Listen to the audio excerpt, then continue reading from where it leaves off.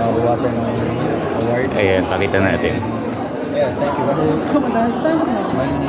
nakaka-surprise kasi minsan, hindi naman natin tuligan but binigyan tayo ng blessings na ganito. Yes, second roti from the Philippines after Abarientos.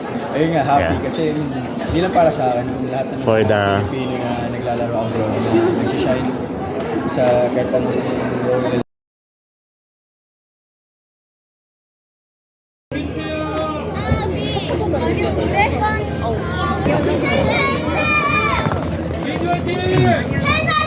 My fighting.